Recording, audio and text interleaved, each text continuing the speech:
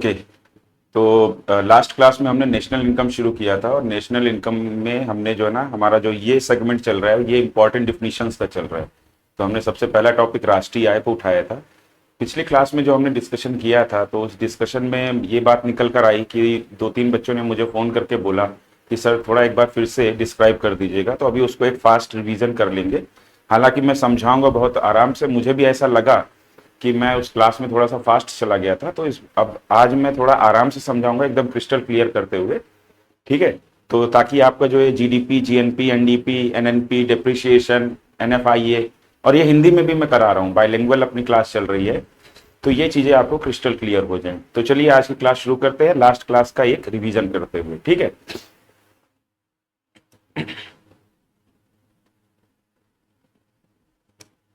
Okay. सो कल मैंने लिखवा ही दिया था, और आज मैंने दोबारा से लिख दिया है, सो दैट मुझे लिखने में टाइम वेस्ट ना करना पड़े और हम अपने रिवीजन को कंटिन्यू कर लें। देखिए, सबसे पहली चीज जो हमने पढ़ी थी राष्ट्रीय आय में, सकल घरेलू उत्पाद, ग्रॉस डोमेस्टिक प्रोडक्ट। तो सकल घरेलू उत्पाद में हमने क्या समझा था कि एक वित्तीय वर्ष में किसी देश की घरेलू सीमा में उत्पादित सभी अंतिम वस्तुओं एवं सेवाओं के मौद्रिक मान को सकल घरेलू उत्पाद कहते हैं। In a financial year, monetary value of all final goods and services produced within the domestic territory of a country is known as gross domestic product. अच्छा, मैंने आपको ये चीज बोला था कि जब हम कंट्री या इस चीजों को बात कर रहे हैं ना, तो आप अपने दिमाग में इंडिया लेकर चलिए। ठीक है, तो इसीलिए मैंने जो है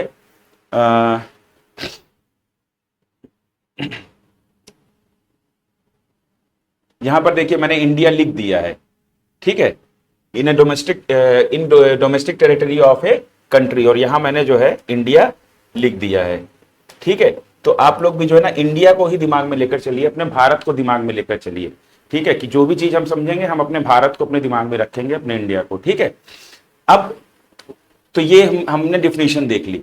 फिर यहां मैंने आपको एक बात बताई थी कि जो सकल घरेलू उत्पाद है उसमें जो मेन चीज है कि उत्पादन हो कहां रहा है। ठीक है, कौन कर रहा है इससे मतलब नहीं, वो चाहे विदेशी कर रहा हो या भारतीय कर रहा है। अगर वो भारत की घरेलू सीमा में हो रहा है तो वो भारत की जीडीपी में जोड़ा जाएगा, रट लीजिए। ठीक है, विदेशी कंपनी है, वो भारत में उत्पादन कर रही है, तो वो भारत की जीडीपी में जुड़ेगा। अगर भारत की कोई कंपनी किसी दूसरे देश में उत्पादन कर रही है तो वो उस देश की जीडीपी में जुड़ेगा। ठीक है, तो जब हम सकल घरेलू उत्पाद या जीडीपी या ग्रॉस डोमेस्टिक प्रोडक्ट की बात करते हैं, तो वहां पर जो मैटर करता है वो मैटर करता है कि उत्पादन कहां हो रहा है, कौन कर रहा है, इससे कोई मतलब नहीं। अमेरिका का अगर सकल घरेलू उत्पाद हम देखेंगे, अगर भारत की कंपनी अमेरिका में काम कर रही है, अब जैसे इंफोसिस मान लीजिए, अमेरिका में भी उसका एक ब्रांच काम कर रही है, तो इंफोसिस जो वहां पर सेवाएं उत्पादित कर रही है वो अमेरिका की जीडीपी में जुड़ेगा। अमेजन भारत में काम कर रहा है, तो अमेजन जो का जितना अपने अपने वस्तुएं सेवाएं या जो सेवाएं भारत में दे रहा है वो भारत की जीडीपी में जुड़ेगा। तो क्या ये मेरी बात समझ में आ गई? तो ग्रॉस डोमेस्टिक प्रोडक्ट, सकल घरेलू उत्पाद में मैटर ये करता है कि उत्पादन कहां हो रहा है, कौन कर रहा है, इससे मतलब नहीं। तो भारत की घरेलू सीमा में अब विदेशी भी उत्पादन कर रहे हैं और भारतीय भी उत्पादन कर रहे हैं, और इन दोनों का उत्पादन जब जोड़ दिया जाएगा तब ये हम भारत का सकल घरेलू उत्पाद निकल आएगा, जीडीपी निकल आएगा। क्या ये मेरी बात समझ में आ गई? अब दूसरी चीज हमने एक समझी थी कि घरेलू सीमा का मतलब हमें समझना था, और दूसरा हमें यह समझना था कि अंतिम वस्तु और सेवा क्यों बोला है मैंने, फाइनल गुड्स एंड सर्विसेज, अंतिम वस्तुओं एवं सेवाओं, तो अंतिम शब्द का इस्तेमाल क्यों किया है। ठीक है, इन दोनों चीजों को हमने समझा था। तो सबसे पहले हम देख लेते हैं कि अंतिम वस्तु एवं सेवा, इस अंतिम शब्द का इस्तेमाल क्यों किया गया है, फाइनल गुड्स एंड सर्विसेज ये क्यों कहा गया है। तो देखिए, जीडीपी के कॉन्टेक्स्ट में जो हमारे गुड्स और सर्विसेज हैं वो दो प्रकार की होती हैं। पहला क्या है, intermediary goods and services. Intermediary मतलब मध्यवर्ती वस्तु एवं सेवाएं। तो मध्यवर्ती में कौन सी हो जाएंगी कि जो प्रोडक्शन में काम आए, जो फाइनल गुड्स को बनाने में बीच में इस्तेमाल हो रही हैं, वो मध्यवर्ती वस्तुएं कहलाती हैं। जैसे मैंने आपको एग्जाम्पल भी दिया था कि ब्रेड अगर बन रहा है तो आटा उस ब्रेड के लिए मध्यवर्ती वस्तु है। क्या मेरी बात समझ में आ गई? मध्यवर्ती वस्तु या इंटरमीडिएरी गुड्स और सर्विसेज ये कंज्यूमर यूज के लिए यानी उपभोक्ता उपयोग के लिए नहीं होती हैं, ठीक है। ये प्रोडक्शन प्रोसेस में काम आती हैं, ये प्रोडक्शन में काम आती हैं। तो मैंने यहां पर लिख भी दिया था, इंटरमीडिएरी गुड्स एंड सर्विसेज कौन सी होती है? Not for the use of consumer, यानी उपभोक्ता के उपभोग के लिए। उपभोक्ता कौन है? जो अंतिम रूप से उपभोग करे, उसका इस्तेमाल करे, वो उपभोक्ता है। क्या मेरी बात समझ में आई? तो ये उनके इस्तेमाल के लिए नहीं है। दूसरी बात यह है कि ये जो है ना, इनका इस्तेमाल दूसरी वस्तुओं या फाइनल गुड्स एंड सर्विसेज, अंतिम वस्तु एवं सेवाओं के उत्पादन में किया जाता है, ठीक है। और तीसरी बात यह थी कि इन मध्यवर्ती वस्तुओं का जो वैल्यू है वो जीडीपी में नहीं जोड़ा जाता है, ग्रॉस डोमेस्टिक प्रोडक्ट सकल घरेलू उत्पाद में नहीं जोड़ा जाता है। देखिए ये पेन है, इस पेन को बनाने के लिए, ये प्लास्टिक का पेन है, इस पेन को बनाने के लिए मध्यवर्ती वस्तु क्या है? प्लास्टिक, रॉ मटेरियल के रूप में, या रॉ प्लास्टिक, ठीक है। उस रॉ प्लास्टिक से मैंने इस प्लास्टिक को बनाया है, सॉरी इस पेन को बनाया है, या किसी कंपनी ने बनाया है, तो वो जो रॉ प्लास्टिक है वो इसके लिए मध्यवर्ती वस्तु है। अब इस पेन की कीमत में उस रॉ प्लास्टिक की कीमत ऑलरेडी जुड़ी हुई है। अब अगर ये 10 रुपए का पेन है और इसमें 5 रुपए की रॉ प्लास्टिक लगी है और बाकी 5 रुपए का बाकी सामान लगा है, तब ये 10 रुपए का पेन तैयार हुआ है, ठीक है। तो यहां पर क्या है कि इस 10 रुपए में वो 5 रुपए ऑलरेडी जुड़ा हुआ है। अगर हम जीडीपी में उस रॉ प्लास्टिक या इंटरमीडिएरी गुड्स या मध्यवर्ती वस्तु जो रॉ प्लास्टिक है उसकी वैल्यू को भी जोड़ देंगे तो 5 रुपए और 10 रुपए, जीडीपी कितना जाएगी? 5 प्लस 10 यानी कि 15 रुपए। लेकिन वास्तव में अगर हम फाइनल देखें तो फाइनल हमारा उत्पादन तो एक ही, मतलब एक 10 रुपए के पेन का ही हुआ है ना। तो मध्यवर्ती वस्तु की जो वैल्यू है उसको जो है ना डबल काउंटिंग ना हो जाए, इसलिए अब अगर 5 और 10 को जोड़ेंगे तो 10 में भी एक बार काउंटिंग आ रही है रॉ प्लास्टिक की, और एक अलग से हम रॉ प्लास्टिक की काउंटिंग कर रहे हैं, तो 15 रुपए हमें जीडीपी दिखा रहा है, जबकि एक्चुअल में 15 रुपए जीडीपी है नहीं। जीडीपी सिर्फ 10 रुपए मानी जाएगी अगर एक ही पेन का प्रोडक्शन हुआ है तो क्या मेरी बात समझ में आ गई? तो यहां पर क्या है, जो इंटरमीडिएट गुड्स होते हैं, मध्यवर्ती वस्तुएं होती हैं, उनका मान, उनकी वैल्यू सकल घरेलू उत्पाद में नहीं जोड़ी जाती है, क्योंकि अगर इनको जोड़ा जाएगा तो दोहरी गणना हो जाएगी, ठीक है, डबल काउंटिंग हो जाएगी। अब उसके बाद फिर हमने देखा था कि फाइनल गुड्स एंड सर्विसेज, मतलब कि पहला तो गुड्स एंड सर्विसेज कौन से? मध्यवर्ती, और दूसरी कौन है? अंतिम वस्तु एवं सेवाएं। तो जीडीपी में जो जोड़ा जाता है अंतिम वस्तु एवं सेवाओं का मौद्रिक मान जोड़ा जाता है। डिफिनीशन में एक क्लियर है, स्पष्ट है। अब अंतिम ये क्या है? ये कंज्यूमर के यूज के लिए होती है, और ये दो प्रकार की होती है, कंज्यूमर गुड्स और कैपिटल गुड्स। कंज्यूमर गुड्स वो होती हैं जिनको उपभोक्ता उपयोग कर ले, ठीक है। जैसे मुझे भोजन करना है और भोजन करने के लिए अगर मैं आटा बाहर से ले आया और रोटी बनाई, रोटी खुद बना के खा ली, तो वो क्या है? मैंने कंज्यूम कर लिया, वो कंज्यूमर गुड हो गया, ठीक है। लेकिन अब जैसे क्या है कि अगर ये मैंने डिजिटल बोर्ड लिया है तो ये कैपिटल गुड है, क्योंकि ये मेरे लिए इनकम जनरेट कर रहा है। ये भी फाइनल गुड्स एंड सर्विसेज के अंदर ही आएगा, ये भी अंतिम वस्तु ही है। ये डिजिटल बोर्ड, ये मेरे सामने जो कंप्यूटर सिस्टम लगा है, ये जो कैमरा है जिसमें देखकर मैं आपको पढ़ा रहा हूं, तो ये भी अंतिम वस्तु है, क्योंकि अब इनका उपयोग कंज्यूमर कर रहा है, मैं कंज्यूमर हूं, और इनके माध्यम से मैं जो है ना आय का सृजन कर रहा हूं। तो ये क्या हो जाएंगी? ये कैपिटल गुड्स हो जाएंगी, ठीक है। तो जो वस्तुएं आय का सृजन करें वो कैपिटल गुड्स कहलाती हैं, ठीक है। तो जो फाइनल गुड्स एंड सर्विसेज में दो प्रकार की होती हैं, एक कंज्यूमर गुड्स होती हैं, एक कंज्यूमर गुड्स होती हैं। 1 सेकेंड, हैंग कर गया, थोड़ा सा वेट करिए।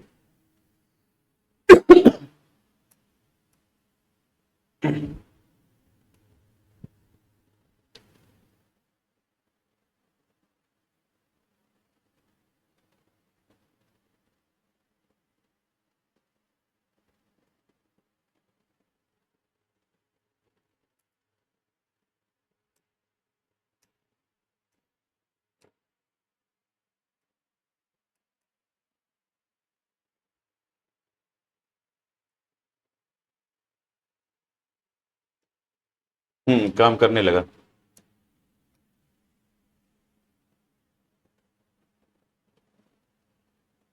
एक्चुअली ये टच स्क्रीन है ना, तो इस पर आकर एक कीड़ा बैठ गया। अब ये कीड़े को उसने सेंस कर लिया, तो ये उसी जगह स्टक कर गया बोर्ड, तो सॉरी फॉर दैट, ठीक है। तो मैं क्या बता रहा था कि हमारा जो फाइनल गुड्स एंड सर्विसेज, अंतिम वस्तु और सेवाएं हैं, तो उनमें दो प्रकार की होती हैं।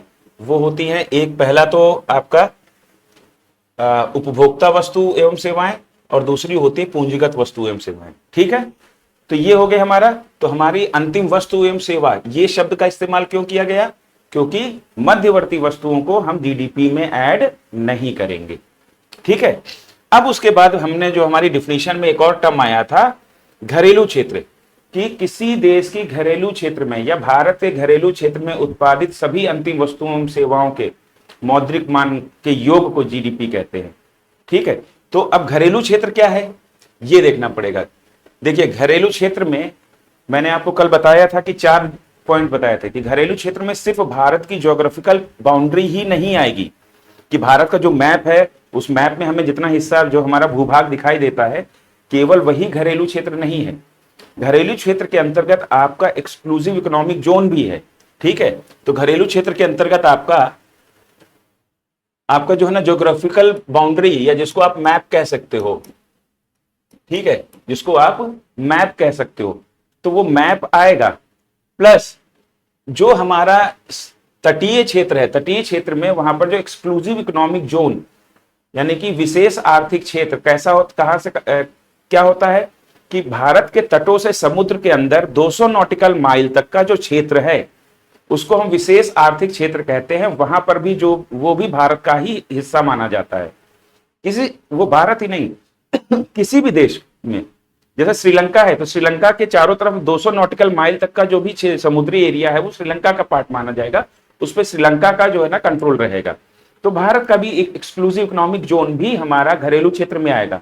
वहां पर भी अगर कोई हमारी फैक्ट्री, कोई भी हमारा रिफाइनरी, तेल रिफाइनरी लगी है, या हमारे कोई भी इक्विपमेंट ऑपरेट हो रहा है वहां पे, तो वो सारी चीजें जो है ना, वो भी उनका जो मॉनेटरी वैल्यू है वो भी जीडीपी में जोड़ा जाएगा। तीसरा, हमने इंटरनेशनल एरियाज में के बारे में पढ़ा था। अब भाई आप कहोगे कि सर आपने बोला कि भारत में जो हो रहा है वस्तुओं सेवाओं का उत्पादन, तो वो भारत में जुड़ गया, अमेरिका में हो रहा है वो अमेरिका की जीडीपी में जुड़ गया, चाइना में हो रहा है चाइना की जीडीपी में जुड़ गया। लेकिन इंटरनेशनल एरिया, क्योंकि कई क्षेत्र ऐसे हैं कि जिन पर किसी भी देश का अधिकार नहीं है। ठीक है, अब जैसे 200 नॉटिकल माइल के बाहर अगर कोई दूर देश नहीं है, तो उसके बाहर जो समुद्री क्षेत्र है तो उस पर तो किसी भी देश का हक नहीं होगा। जब तो वो कौन सा क्षेत्र हो जाएगा? वो क्षेत्र हमारा कहलाएगा अंतरराष्ट्रीय क्षेत्र, तो इंटरनेशनल एरिया। ठीक है, तो इंटरनेशनल एरिया में अगर कोई वस्तु और सेवा का उत्पादन हो रहा है तो वो किसकी जीडीपी में जुड़ेगा? तो वो मैंने आपको बताया था कि इंटरनेशनल एरिया में अगर किसी वस्तु और सेवा का उत्पादन हो रहा है तो वहां पर कोई ना कोई हमारा इक्विपमेंट होगा या इस्टेब्लिशमेंट होगा। ठीक है, तो उस इक्विपमेंट और इस्टेब्लिशमेंट की ओनरशिप जिस देश के पास होगी, अब जैसे अंतरराष्ट्रीय क्षेत्र में मान लीजिए कि भारत का ही कोई विमान जा रहा है, तो भारत के वो विमान जो सेवाएं दे रहा है लोगों को, मतलब ट्रेवल करने की, तो वो जो ना उसका जो मॉनेटरी वैल्यू है वो भारत की जीडीपी में जुड़ेगा। अगर मैं कोई शिप जा रहा है अंतरराष्ट्रीय क्षेत्र में, तो उस अंतरराष्ट्रीय क्षेत्र में या फिर कहीं किसी अंतरराष्ट्रीय क्षेत्र में कोई भारत की ऑयल रिफाइनरी है, ठीक है, या ऑयल एक्सट्रैक्टिंग यूनिट है कोई, तो वो जो है ना भारत की जीडीपी में जोड़ा जाएगा। अगर वो जिस देश का ओनरशिप होगी वो उस देश की जीडीपी में जोड़ा जाएगा। तो ये मेरी बात समझ में आ गई। फिर उसके बाद लास्ट मैंने बात की थी, उसके बाद दूसरे देशों में जो हमारे भारत की एम्बेसीज हैं, तो एम्बेसीज हैं वो डिप्लोमेटिक हो, यानी कि कूटनीतिक एम्बेसी हो, या फिर हमारा आर्थिक इकोनॉमिक एम्बेसी हो। ठीक है, तो जो एम्बेसीज हैं वो भारत के ही घरेलू क्षेत्र में जोड़ी जाएंगी। दूतावास, जैसे हमारा दूतावास दुनिया भर के देशों में फैले हुए हैं, दुनिया भर के दूतावास जो ना सारी दुनिया के सारे देशों के दूतावास हमारे देश में है। ठीक है, तो हमारे जो दूतावास चारों तरफ हैं दुनिया के देशों में, वो दूतावास का जो एरिया है वो भी भारत का घरेलू क्षेत्र है। वहां पर भी कोई भी मतलब कि उत्पादन हो रहा है, और वहां पर उत्पादन क्या होगा, वहां पर कोई फैक्ट्री तो लगी नहीं है, दूतावास है, तो वहां पर सेवाएं उत्पादित की जा रही हैं ऑफिसर्स द्वारा, कर्मचारियों द्वारा। ठीक है, तो उनका जो मौद्रिक मान है वो भारत की जीडीपी में जुड़ेगा। तो घरेलू क्षेत्र आपको समझ में आ गया। घरेलू क्षेत्र के अंतर्गत भारत की ज्योग्राफिकल बाउंड्री, फिर उसके बाद भारत के तट में समुद्र के अंदर 200 नॉटिकल माइल तक का विशेष आर्थिक क्षेत्र, फिर अंतरराष्ट्रीय क्षेत्र में भारत का अगर कोई शिप है, कोई विमान है, कोई स्टैब्लिशमेंट है, ठीक है, तो वो वहां पर कोई जो भी प्रोडक्शन हो रहा है, ठीक है, और प्लस जो हमारी एम्बेसीज हैं, जो दूतावास हैं, या फिर हमारा कोई आर्मी बेस है किसी दूसरे देश में, जैसे अपना संयुक्त राष्ट्र संघ शांति सेना में जो है ना भारत की भी भागीदारी है, तो हमारी जो सेनाओं के बेस अगर किसी देश में है, तो उन बेसेस में और एम्बेसीज में जो भी वो बेस और वो एम्बेसी भी भारत के घरेलू क्षेत्र में काउंट किए जाएंगे, और वहां पर जो प्रोडक्शन हो रहा है वो भारत के घरेलू क्षेत्र में माना जाएगा, ठीक है, भारत की जीडीपी में जुड़ेगा। अब ये तो भारत का घरेलू क्षेत्र हुआ, लेकिन साथ ही साथ भारत में जो दुनिया भर की एम्बेसीज हैं वो क्षेत्र घटा दो भारत के घरेलू क्षेत्र से, ठीक है, क्योंकि उन एम्बेसीज में अमेरिका की, चाइना की, जापान की, जर्मनी की, रशिया की, ब्रिटेन की, जिन जिन देशों की हमारे देश में जो एम्बेसी हैं, दिल्ली के अंदर हैं, जैसे कुछ अपना कमर्शियल एम्बेसी हैं जो मुंबई में हैं, तो ये जो एम्बेसी हैं, ये जो एरिया है ये भारत के घरेलू क्षेत्र से माइनस हो जाएगा। तो मैंने इसको देखो यहां पर माइनस कर दिया है, embassies of other countries in India, ठीक है। अब भारत में किसी देश का कोई आर्मी बेस तो है नहीं, तो कोई सेना का बेस नहीं है, ठीक है, तो वो माइनस नहीं हुआ, एम्बेसी है केवल, तो मैंने केवल एम्बेसी के एरिया को माइनस किया है। तो क्या मेरी बात समझ में आ गई, घरेलू क्षेत्र क्या है, ठीक है। अब हमने ये कुल मिला के बात ये निकल कर आई कि सकल घरेलू उत्पाद का मतलब ये होता है कि उत्पादन कहां हो रहा है, कौन कर रहा है, इससे मतलब नहीं है। भारत के घरेलू क्षेत्र में अगर उत्पादन हो रहा है तो वो भारत की जीडीपी में जोड़ा जाएगा, रट लीजिए, ठीक है। कौन, चाहे वो विदेशी कर रहा हो, विदेशी कंपनी कर रही हो, इससे कोई फर्क नहीं पड़ता, वो भारत की जीडीपी में ही जुड़ेगा। यही नियम सेम दूसरे देशों के लिए भी है। सेम अगर हमारे देश की कोई कंपनी अमेरिका में ऑपरेट कर रही है, जर्मनी में ऑपरेट कर रही है, रशिया में ऑपरेट कर रही है, तो वो उनकी जीडीपी में जुड़ेगा। क्या ये मेरी बात समझ में आ गई? आई होप ये चीजें क्लियर हो गई होंगी, ठीक है। अब सकल राष्ट्रीय उत्पाद, ग्रॉस नेशनल प्रोडक्ट एक संकल्पना है, फिर इसमें नेशनल इनकम में, ठीक है, तो वो क्या कह रही है कि एक वित्तीय वर्ष में किसी देश के निवासियों द्वारा उत्पादित सभी अंतिम वस्तुओं एवं सेवाओं के मौद्रिक मान को सकल राष्ट्रीय उत्पाद कहते हैं। In a financial year, monetary value of all final goods and services produced by the resident of a country, या फिर रेजिडेंट ऑफ इंडिया, आप इंडिया के कंटेस्ट में समझिए, ठीक है, produced by resident of India is known as gross national product, ठीक है। अब किसी देश, डिफिनेशन तो हमने देख ली, अब यहां पर हमने एक चीज और देखनी है कि रेजिडेंट का मतलब क्या है, निवासी का मतलब, हम सीधे सीधे सिटीजन क्यों नहीं कह देते। तो देखिए रेजिडेंट में क्या है कि वो लोग भी शामिल हैं जिनके आर्थिक हित भारत के आर्थिक हितों से जुड़े हुए हैं, ठीक है। तो भारत के जो सिटीजन हैं, जो हमारे नागरिक हैं, और वो लोग जिनके आर्थिक हित भारत के आर्थिक हितों से जुड़े हुए हैं, ये दोनों मिलकर क्या बनाते हैं, रेजिडेंट ऑफ इंडिया या रेजिडेंट ऑफ कंट्री, ठीक है। तो ये हो गया हमारा सकल राष्ट्रीय उत्पाद कि किसके द्वारा प्रोडक्शन हो रहा है, निवासियों द्वारा। तो यहां पर इंपॉर्टेंट क्या है, उत्पादन कर कौन रहा है, सकल घरेलू उत्पाद में उत्पादन कहां हो रहा है, ये इंपॉर्टेंट है। यहां इंपॉर्टेंट है कि उत्पादन कर कौन रहा है। तो आंसर है कि भाई हम भारत के संदर्भ में लेकर चल रहे हैं चीजों को ताकि ज्यादा क्लैरिटी हो जाए, तो भाई हम भारतीय कर रहे हैं उत्पादन। अब भारतीय सिर्फ क्या भारत के घरेलू क्षेत्र में ही काम कर रहे हैं, नहीं, वो दुनिया के बाकी हिस्सों में भी काम कर रहे हैं, दूसरे देशों में भी काम कर रहे हैं। तो अब मान लीजिए कि इन्फोसिस अगर अमेरिका में ऑपरेट हो रही है, ठीक है, तो वो अमेरिका की जीडीपी में जुड़ेगा, सकल घरेलू उत्पाद में जुड़ेगा। लेकिन जब सकल राष्ट्रीय उत्पाद की बात आएगी तो इन्फोसिस जो वहां पर सेवाएं जनरेट कर रही है उसका जो मॉनेटरी वैल्यू है भारत के जीएनपी में जुड़ेगा, भारत के राष्ट्रीय उत्पाद में जुड़ेगा।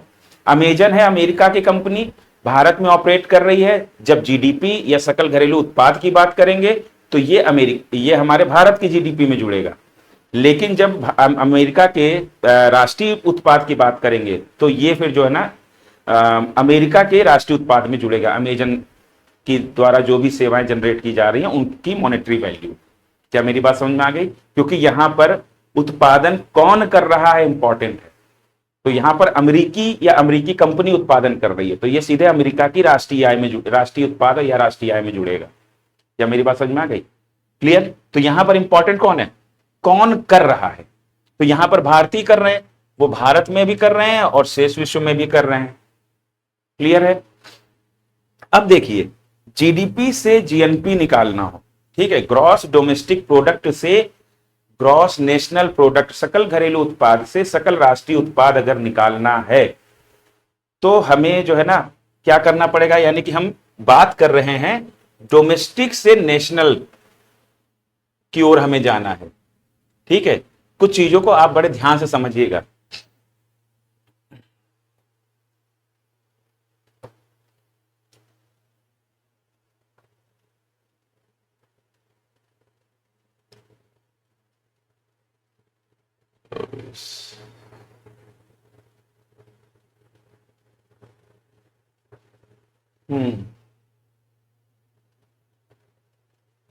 इसमें वो आ नहीं रहा है ऑप्शन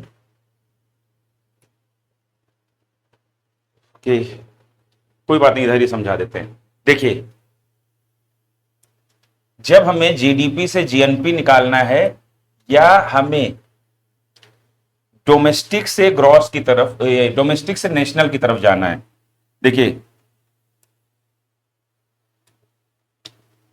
हमें जीडीपी से जाना है जीएनपी की तरफ। ठीक है, डोमेस्टिक से नेशनल की तरफ, सकल घरेलू उत्पाद से सकल राष्ट्रीय उत्पाद की तरफ हमें जाना है। ठीक, अब सकल घरेलू उत्पाद में क्या है कि घरेलू क्षेत्र है, घरेलू क्षेत्र है यानी डोमेस्टिक एरिया, और यहां पर उत्पादन कौन कर रहे हैं, भारतीय भी कर रहे हैं, इंडियंस भी कर रहे हैं और विदेशी भी कर रहे हैं।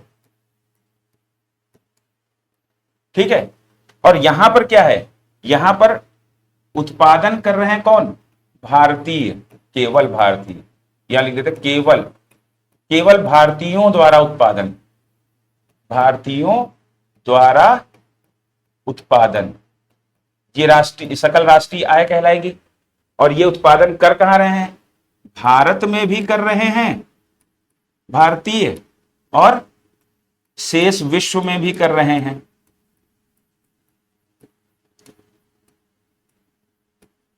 क्या मेरी बात समझ में आ गई? उत्पादन कर रहे हैं। तो यहां पर क्या है कि अगर हम जीडीपी से जीएनपी निकालना है यानी डोमेस्टिक से नेशनल जाना है, अर्थात घरेलू से राष्ट्रीय पे जाना है, तो यहां पर अगर हम विदेशियों को हटा दें और भारतीयों को, शेष विश्व, क्योंकि भारत में जो कर रहे हैं वो तो ये दोनों तो सेम ही हो गए, घरेलू क्षेत्र में भारतीय कर रहे हैं, इसमें भी घरेलू क्षेत्र में भारतीय कर रहे हैं। ठीक है, और फिर शेष विश्व में भी भारतीय कर रहे हैं। तो यहां पर भारतीय वाला तो घरेलू क्षेत्र में तो कर रहे हैं, और शेष विश्व में जो भारतीय उत्पादन कर रहे हैं उसको लाके इसकी जगह रख दें तो हम जीडीपी से जीएनपी में चले जाएंगे। कहने का मतलब यह है कि भारत के घरेलू क्षेत्र में हम सकल घरेलू उत्पाद की जब बात कर रहे हैं तो भारत के घरेलू क्षेत्र में या जीडीपी की बात कर रहे हैं तो भारत के डोमेस्टिक एरिया में भारतीय भी प्रोडक्शन कर रहे हैं और विदेशी भी प्रोडक्शन कर रहे हैं। अगर हमें जीडीपी से जीएनपी निकालना है तो हमें विदेशियों को बाहर फेंकना होगा और शेष विश्व में जो बचे हुए भारतीय हैं, भारत के डोमेस्टिक एरिया के बाहर जो भारतीय काम कर रहे हैं उनको अंदर लाना होगा। तो वो अगर अंदर आ जाएंगे तो फिर क्या है कि भारत में उत्पादन कर रहे हैं भारतीय और शेष विश्व में उत्पादन कर रहे हैं भारतीय, यानी कि दुनिया भर में जितने भारतीय निवासी हैं वो सारे काउंट हो गए। उनके द्वारा जो वस्तुओं सेवाओं का उत्पादन किया जा रहा है, जो उसका मौद्रिक मान हमारा जीएनपी कहलाता है, और हम जो है ना जीडीपी से जीएनपी में कन्वर्ट हो जाएंगे, यानी कि सकल घरेलू उत्पाद से सकल राष्ट्रीय उत्पाद में कन्वर्ट हो जाएंगे। क्या मेरी बात समझ में आ गई? इसी चीज को मैंने यहां पर समझाया है।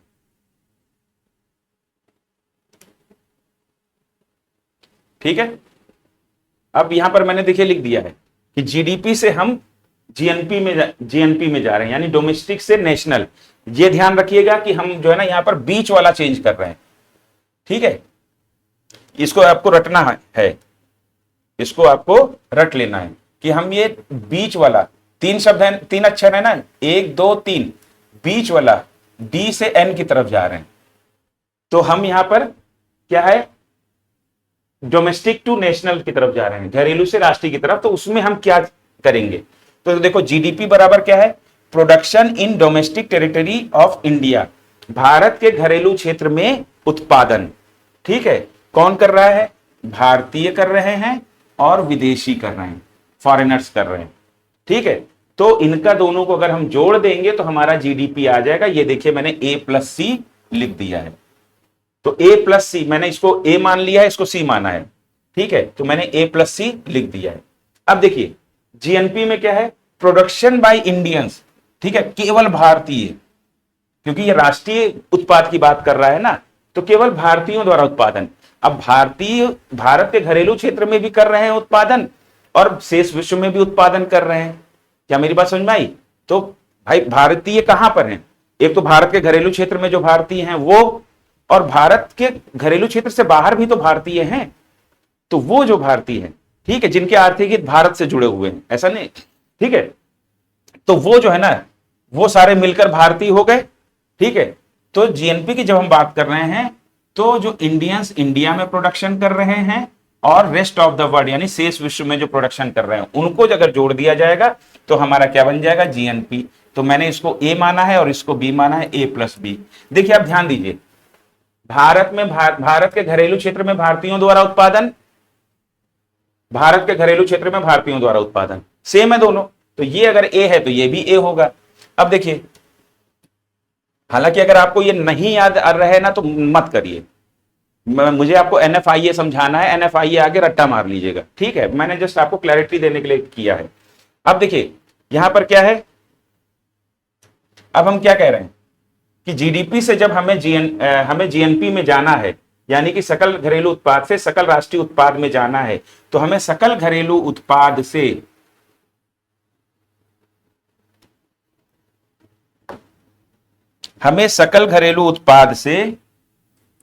ठीक है, क्या विदेशियों को आउट करना है। ठीक है, विदेशियों को आउट करना है।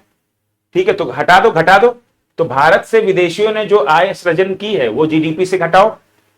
ठीक है, और शेष विश्व में जो भारतीय उत्पादन कर रहे हैं, शेष विश्व में उनको जोड़ दो। ठीक है, तो शेष विश्व में भारतीयों द्वारा जो आय सृजित की गई है उसको जीडीपी में जोड़ो, और भारत में जो विदेशी कमा रहे हैं उसको जीडीपी से आउट करो। ठीक है, तो ये क्या है, जो फॉरेनर्स भारत में कमा रहे हैं उनको आउट करोगे और जो इंडियंस हैं उनको इन करोगे, शेष विश्व वाले, तो आपका क्या हो जाएगा, आपका ये हम जीएनपी बन जाएंगे। ठीक है, क्योंकि भारतीयों द्वारा भारत में उत्पादन और प्लस भारतीयों द्वारा शेष विश्व में उत्पादन आ जाएगा, ये आउट हो जाएंगे। ठीक है, कैसे आउट हो रहे हैं देखिए। अब हम इनकी वैल्यू रख लेते हैं, जीडीपी की वैल्यू। अब यहां पर जीएनपी बराबर क्या निकलेगा,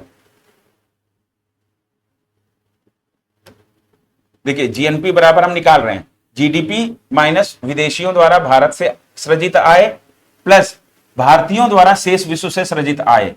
ठीक है, अब जीडीपी बराबर A+C मैंने हम लोगों ने ऊपर देखा था, ध्यान है।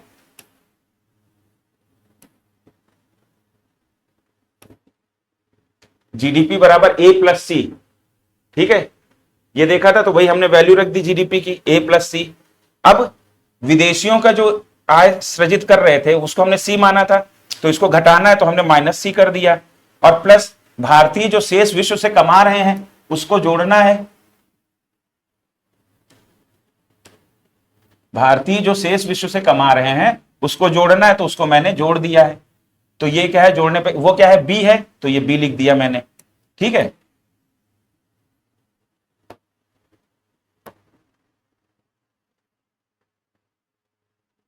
तो यहां पर क्या हो गया, यहां पर हो गया जीडीपी की जगह A+C -C और प्लस भारतीयों को शेष विश्व से +B जोड़ दिया।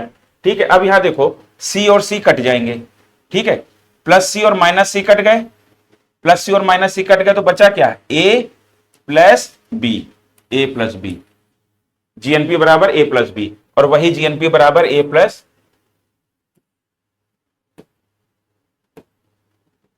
A+B है भी, देखा आपने।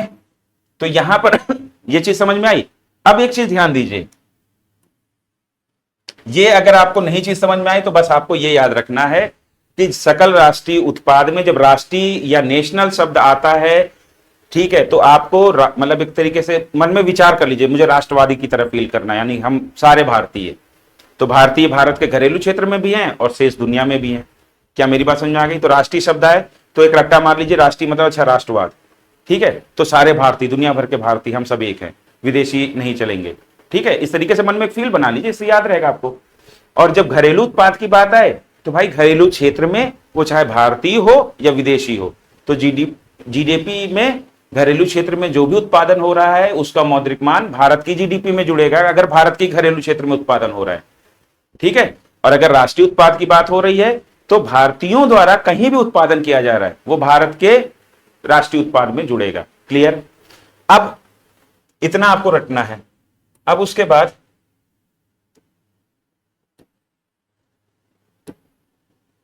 यहां पर ध्यान दीजिए।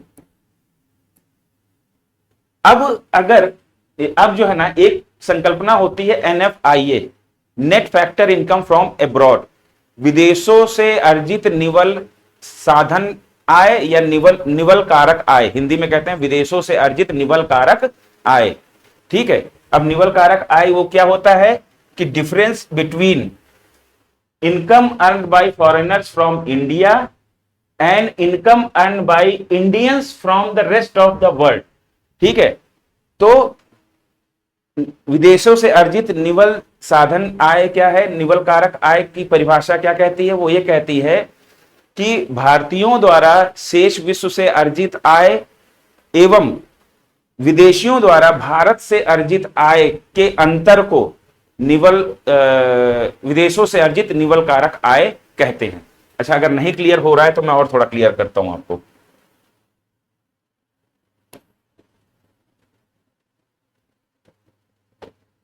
देखिए, अब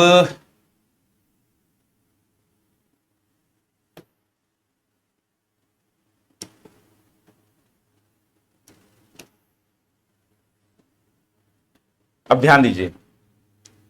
देखिए, मान लीजिए भारत की जीडीपी है 100 रुपए, ठीक है, 100 रुपए भारत की जीडीपी है, दिख रहा है, गुड। अब इसमें जो है भारतीय जो है ना 70 रुपए के मूल्य का गुड्स एंड सर्विसेज प्रोड्यूस कर रहे हैं, और जो विदेशी हैं वो 30 रुपए का गुड्स एंड सर्विसेज प्रोड्यूस कर रहे हैं, ठीक है। तो भारत की जीडीपी कितनी हुई? 100 रुपए हो गई। क्लियर? अब ये तो हो गई जीडीपी।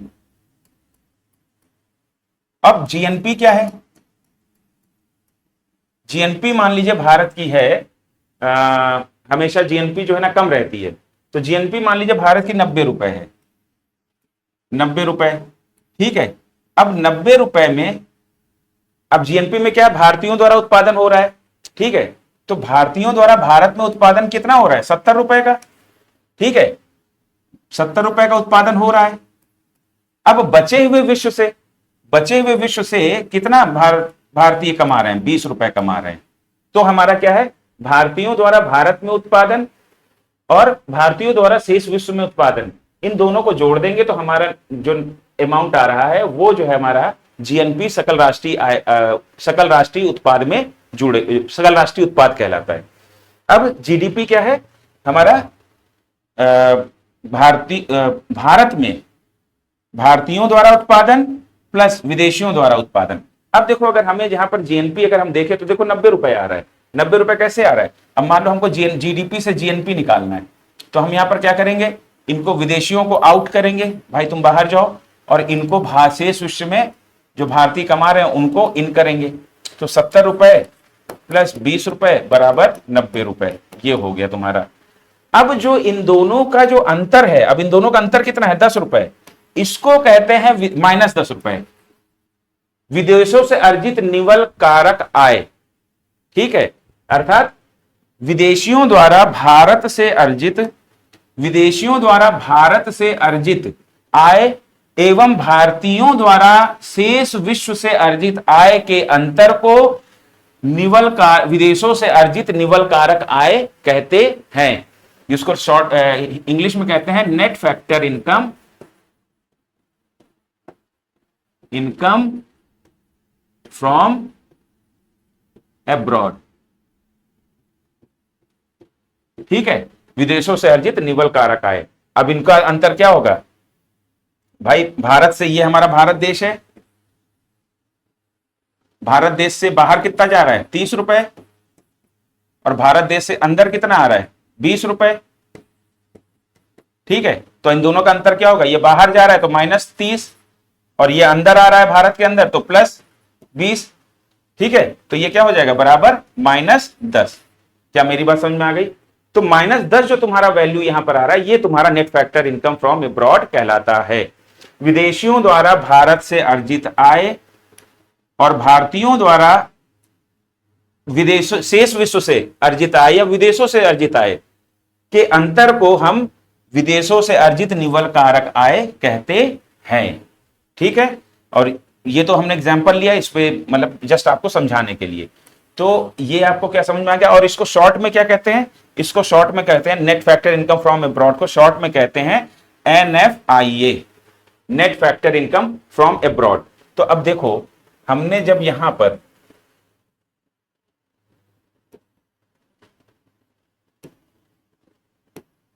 बेटा बहुत ध्यान से देखना एकदम, ठीक है, मिस नहीं करना है, एकदम ध्यान से समझना है। हमने क्या बोला? विदेशियों द्वारा भारत से अर्जित आय बाहर करना है और भारतीयों द्वारा विदेशों से अर्जित आय को अंदर लाना है, यानी इसको घटा देना है जीडीपी से और इसको जीडीपी में जोड़ देना है। ठीक है, तो इसको जीडीपी में जोड़ देंगे तो इनका जो है ना, अब मान लो यहां पर ये 30 रुपए जो है ना बाहर लेकर जा रहे हैं, ये 30 रुपए हमने क्या देखा, ये 30 रुपए बाहर लेकर जा रहे हैं। ठीक है, ये माइनस हो रहा है भारत की जीडीपी से। ठीक है, और प्लस में क्या है, शेष विश्व से भारत कितना कमा रहा है, अन्य देशों से 20 रुपए ये अंदर आ रहे हैं, तो इसको जोड़ दिया। ठीक है, अब इन दोनों का अंतर ही हमारा क्या है, net factor income from abroad, और जिसको शॉर्ट में कहते हैं NFIA। तो हम ये भी कह सकते हैं कि इस पूरे सेक्शन की जगह हम ये भी कह सकते हैं ना, ये जो पूरा सेक्शन है हम इसको ये भी कह सकते हैं ना कि जीडीपी प्लस NFIA, क्योंकि ये पूरा जो अंतर है, इनका अंतर ही तो आपका क्या कहलाता है, ये अंतर ही तो आपका कहला रहा है NFIA, net factor income from abroad. ठीक है, यही तो कहला रहा है। तो आप ये भी कह सकते हो कि जीडीपी प्लस GNP बराबर जीडीपी प्लस NFIA। अगर हम जीडीपी में NFIA को हम जोड़ देंगे तो हमारा क्या आ जाएगा, GNP आ जाएगा।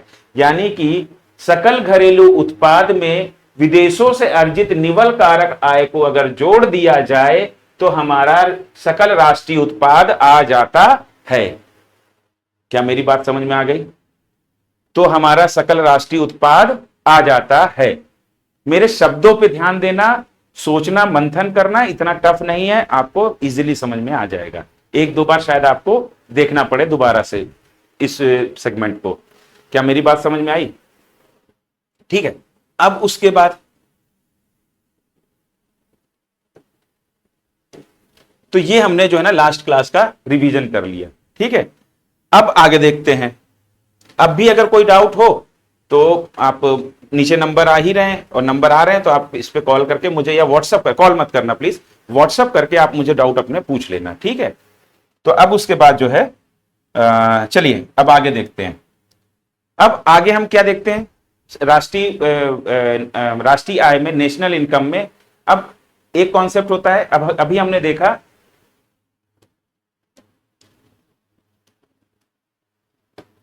जीडीपी, सकल घरेलू उत्पाद, और हमने क्या देख लिया, जीएनपी। जीडीपी से हमने ये भी समझा कि अगर जीडीपी से जीएनपी की तरफ जाना है तो जीडीपी में NFIA, विदेशों से अर्जित निवल साधन आय को जोड़ दो। ठीक है, तो हमारा जीडीपी से ये बीच वाला जो हमारा डी है ये एन में कन्वर्ट हो जाएगा, डोमेस्टिक से राष्ट्रीय हो जाएगा। अब एक चीज और होती है, सकल घरेलू उत्पाद के साथ साथ निवल घरेलू उत्पाद भी होता है। तो यहां पर सकल और निवल क्या होता है इसको समझ लेते हैं। ठीक है, तो हेडिंग डाल लीजिए, अगली हेडिंग डालिए,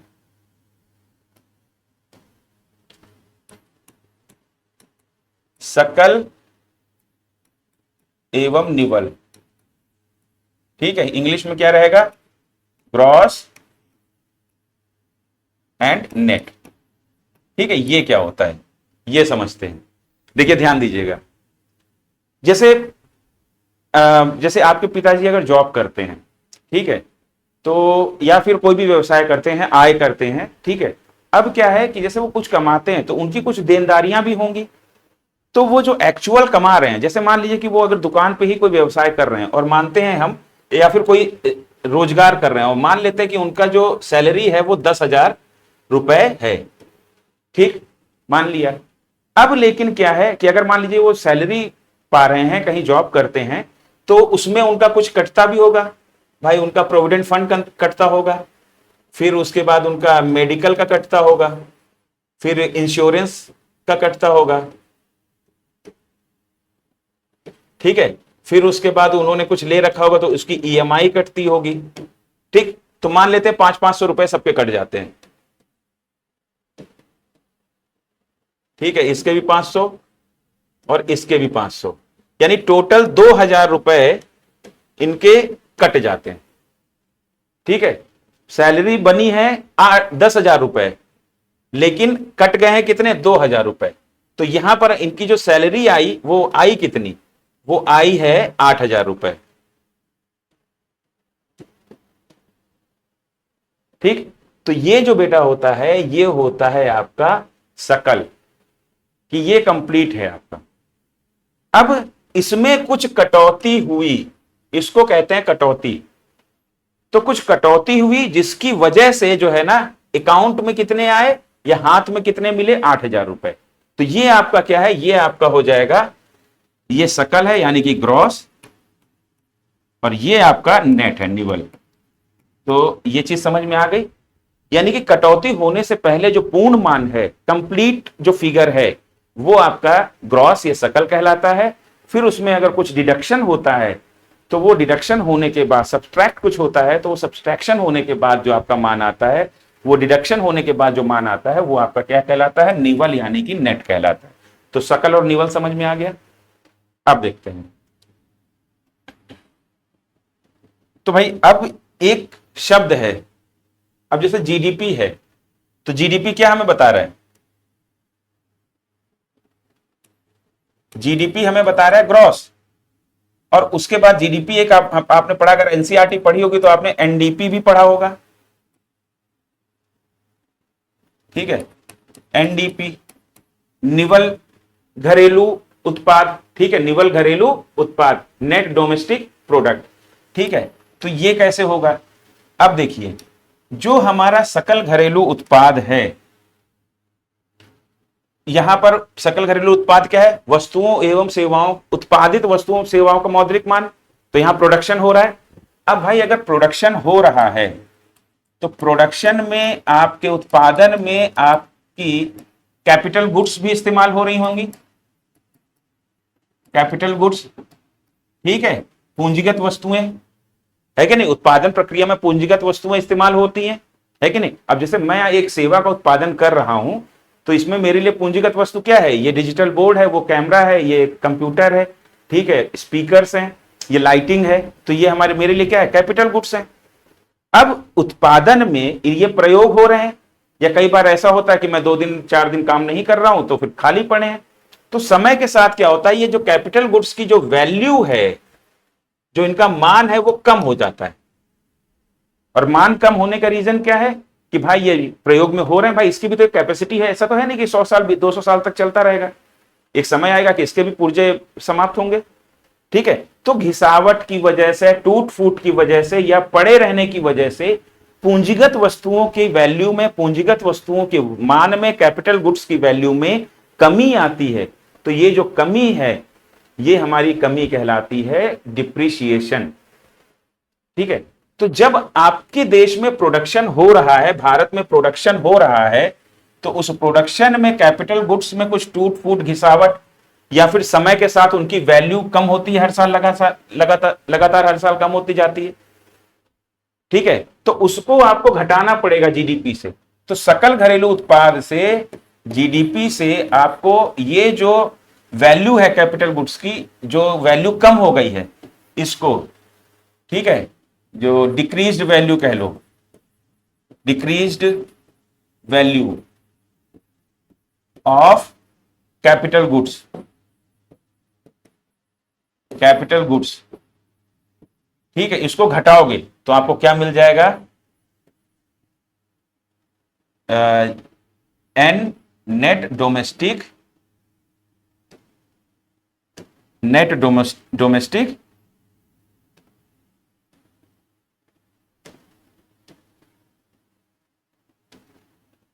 डोमेस्टिक प्रोडक्ट, ठीक है, एनडीपी, ठीक है। तो ये हमारा क्या मिलेगा, एनडीपी। अब देखिए इसको एक एग्जांपल से समझते हैं। मान लीजिए कि भारत में मैं एक अकेला नागरिक हूं, ठीक है, या आप अपने आप को कंसीडर करिए कि भारत की जनसंख्या 1 है और आप ही नागरिक हैं। अब आपने जो है ना कोई भी मतलब एक कंसीडर कर लीजिए अपने आप को, ठीक है, या फिर और कुछ गतिविधि हो ही नहीं रही, या फिर एक घर लेकर चलते हैं, उससे आप नहीं समझ पाओगे। अब जैसे मान लीजिए कोई घर है, आपके पिताजी का व्यवसाय है कि वो जो है ना वो कार चलाते हैं, ठीक है, वो कार चलाते हैं और कार चलाकर घर का खर्च पानी चलाते हैं। अब उन्होंने जो है ना 5 लाख की कार ली,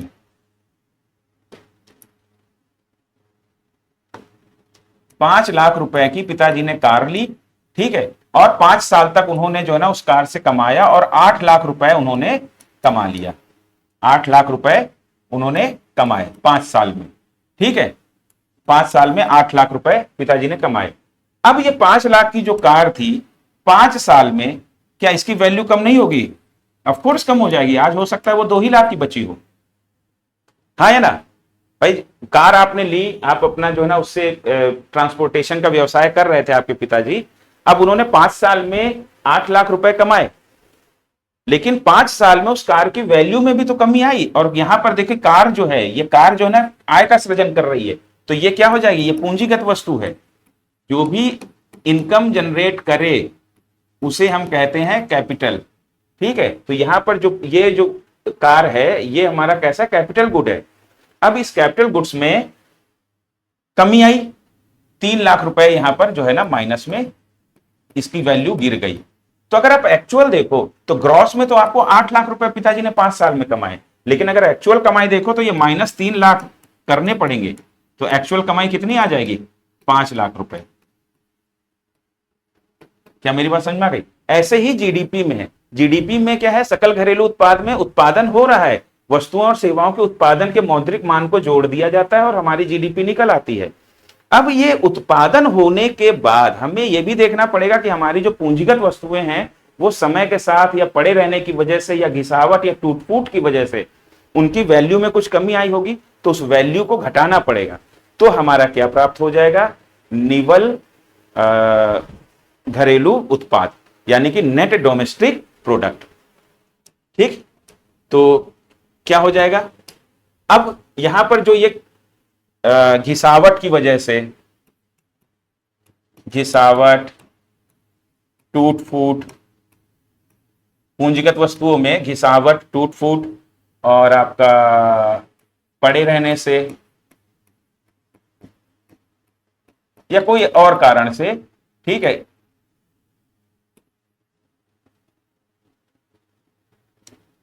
या किसी अन्य कारण से पूंजीगत वस्तुओं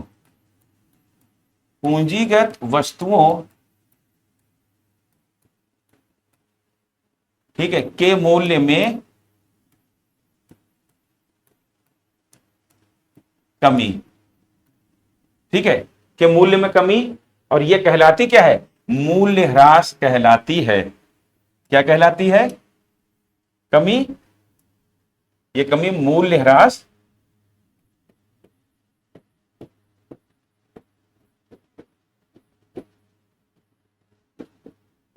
कहलाती है, ठीक है। अब जीडीपी से आपको, ठीक है, तो इसको इंग्लिश में क्या कह सकते हैं कि decrease in the value of, लिख लीजिए इंग्लिश में, डिक्रीज, डिप्रिसिएशन की इस पे वो बता रहा हूं मैं, डिप्रिसिएशन की डिफिनीशन,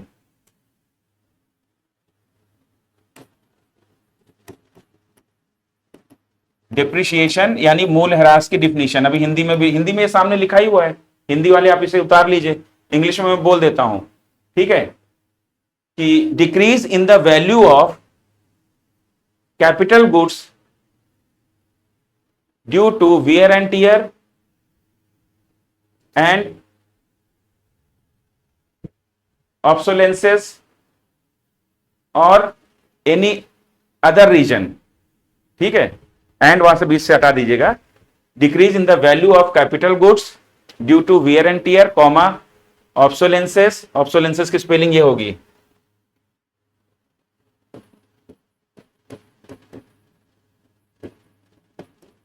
ठीक है, ऑब्सोलेंसेस, ऑब्सोलेसेंस, सॉरी ऑब्सोलेसेंस, ठीक है, OBSOLESCENE, ऑब्सोलेसेंस, ठीक है, due to wear and tear and obsolescence over the period of time is known as depreciation, ठीक है, तो क्या कहलाता है, डेप्रिसिएशन कहलाता है। तो अब हमें ये हमने समझ लिया कि अगर हमको जीडीपी से एनडीपी निकालना है,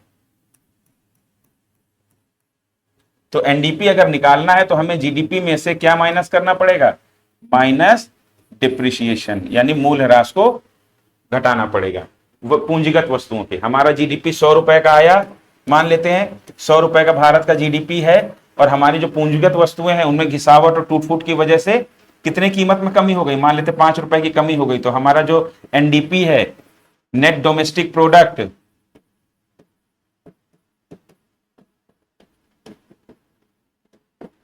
ठीक है, ये हमारा क्या हो जाएगा, 95 रुपए, 100 में से 5 रुपए घटा दिए जाएंगे, तो निवल घरेलू उत्पाद क्या हो जाएगा हमारा, ये 95 रुपए आ जाएगा, ठीक है। ये जस्ट मैं मान के चल रहा हूं आपको समझाने के लिए, ये डिप्रिसिएशन है, ये क्या है आपका, ये आपका जीडीपी है, और जीडीपी में से डिप्रिसिएशन, कैपिटल गुड्स का डिप्रिसिएशन अगर हमने घटा दिया तो हमारा एनडीपी हमें मिल जाता है। क्या मेरी बात समझ में आई, ठीक। अब देखिए, ध्यान दीजिए, यहां पे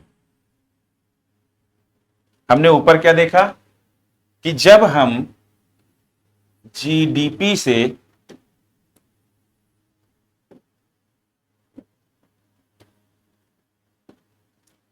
जीडीपी से जीएनपी पे जा रहे हैं, ठीक है, यानी डोमेस्टिक से नेशनल पे जा रहे हैं, तो हम वहां पर क्या जोड़ रहे हैं, इसमें हम जोड़ रहे हैं net factor income from abroad, यानी कि विदेशों से अर्जित निवल कारक आय। और ये विदेशों से अर्जित निवल कारक आय क्या होती है कि भारत में विदेशियों ने जो धन अर्जित किया है उसको बाहर करना है, यानी माइनस करना है, और विदेशों से जो भारतीयों ने धन अर्जित किया है उसको यहां प्लस करना है। इन दोनों के अंतर को विदेशों से अर्जित निवल कारक आय कहते हैं, ठीक है। तो जीडीपी में विदेशों से अर्जित निवल कारक आय को जोड़ने पर हमारा जो है जीएनपी मिल जाता है, ठीक है। यानी कि डी से एन में जाने पर हमारी भूमिका किसकी हो गई, एनएफआईए की, यानी विदेशों से अर्जित निवल कारक आय की। अब दूसरी चीज समझिए, अब हम गए हैं जीडीपी से एनडीपी की ओर, ठीक है, सकल घरेलू उत्पाद से निवल घरेलू उत्पाद की ओर हम गए हैं। तो यहां पर क्या है, सकल से जब निवल में जाएंगे तो हमें मूल्य ह्रास,